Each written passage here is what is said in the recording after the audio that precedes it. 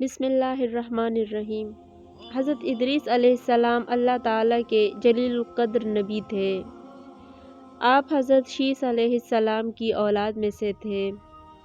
آپ علیہ السلام کا اصل نام اخنوخ تھا، جبکہ قرآن کریم اور احادیث مبارکہ صلی اللہ علیہ وآلہ وسلم میں آپ علیہ السلام کو ادریس کے نام سے پکارا گیا ہے۔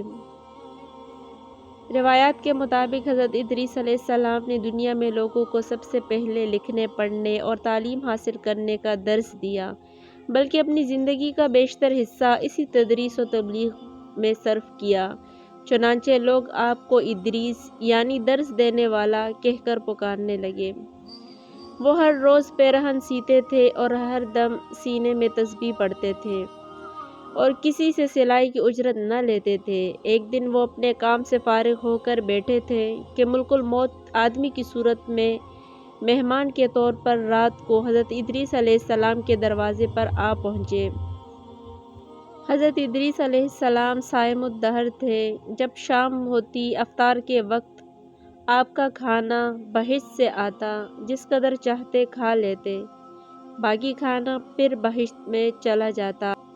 اس دن جب کھانا آیا تو حضرت ادریس علیہ السلام نے وہ کھانا اس مسافر کو پیش کر دیا، لیکن مسافر نے کچھ نہ کھایا اور قدم پر قدم رکھ کر عبادت کرتا رہا۔ حضرت ادریس علیہ السلام ان کا یہ حال دیکھ کر متعجب ہوئے کہ یہ کون شخص ہے۔ اگلے دن حضرت ادریس علیہ السلام نے ان سے کہا کہ اے مسافر، تو میرے ساتھ چل کر اللہ تعالیٰ کی قدرت صحرا میں جا کر دیکھ۔ تب دونوں بزرگ گھر سے میدان کی طرف نکلے۔ جاتے جاتے ایک گیہوں کے کھیت میں جا پہنچے۔ حضرت ملک الموت نے کہا کہ چلو چند خوشے گیہوں کے لے کر دونوں کھاتے ہیں۔ حضرت ادریس علیہ السلام نے فرمایا کہ عجب ہے، رات کو تو نے حلال کھانا نہ کھایا اور اب حرام کھانا چاہتا ہے۔ پھر وہاں سے دونوں بزرگ دوسرے باغ میں پہنچے اور وہاں بھی انگور دیکھ کر حضرت اسرائیل علیہ السلام نے کھانے کا قصد کیا۔ حضرت ادریس علیہ السلام نے فرمایا کہ غیر کی ملکیت میں تصرف حرام ہے۔ پھر جاتے جاتے ایک بکری دیکھ کر حضرت اسرائیل علیہ السلام نے کھانے کا ارادہ کیا۔ پھر حضرت ادریس علیہ السلام نے کہا کہ بیگانی بکری کو ذبح کر کے کھانا ممنوع ہے۔ اسی طرح 3 روز تک دونوں باہم گفتگو کرتے رہے۔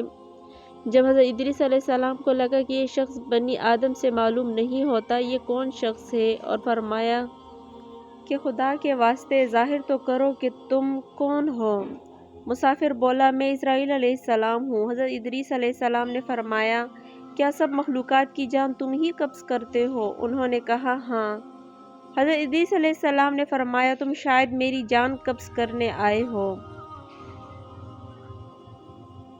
انہوں نے کہا، نہیں، میں تو تمہارے ساتھ خوش طبعی کرنے آیا ہوں۔ حضرت ادریس علیہ السلام نے کہا کہ 3 دن سے تو میرے ساتھ ہے، کیا اس عرصے میں بھی تو نے کسی کی جان قبض کی ہے؟ وہ بولے، کل جان قبض کرنا ہمارے ہاتھ میں ایسا ہے جیسے تمہارے دونوں ہاتھ کے نیچے روٹی رکھی ہوئی ہے، یعنی جس کی اجل آتی ہے اللہ تعالیٰ کے حکم سے میں ہاتھ بڑھا کر اس کی جان قبض کر لیتا ہوں۔ اور بولا، اے ادریس علیہ السلام، میں چاہتا ہوں کہ تیرے ساتھ رشتہ برادری قائم کروں۔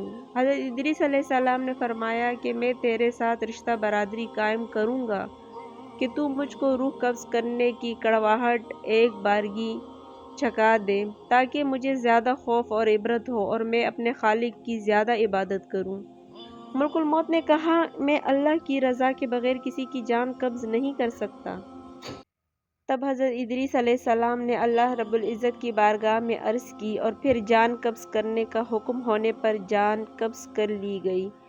پھر ملک الموت نے خدا کی بارگاہ میں دعا مانگی اور اللہ پاک نے ان کو زندہ کر دیا۔ حضرت ادریس علیہ السلام نے اٹھ کر ملک الموت کو اپنی گود میں لے لیا اور دونوں نے آپس میں رشتہ برادری قائم کر لی۔ پھر ملک الموت نے ان سے پوچھا، اے بھائی جان کنی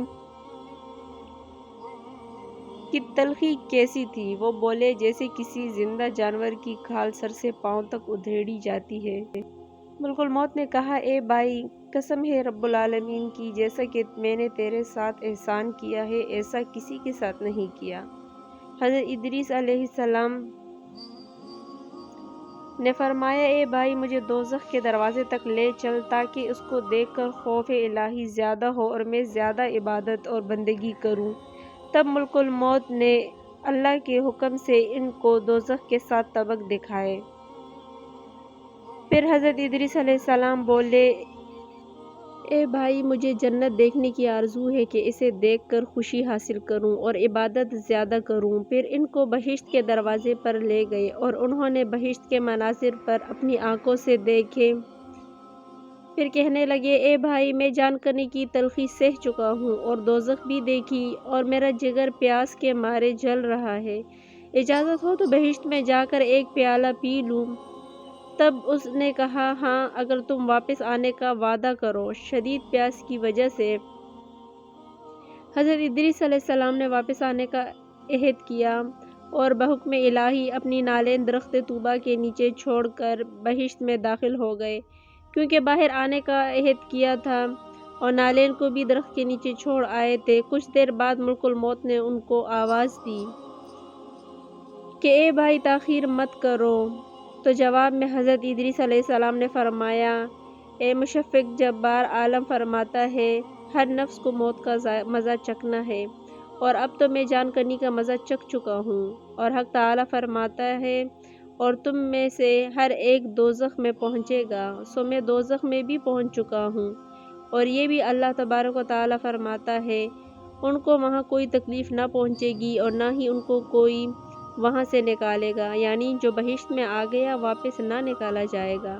اے بھائی اب میں ہرگز نہیں آؤں گا۔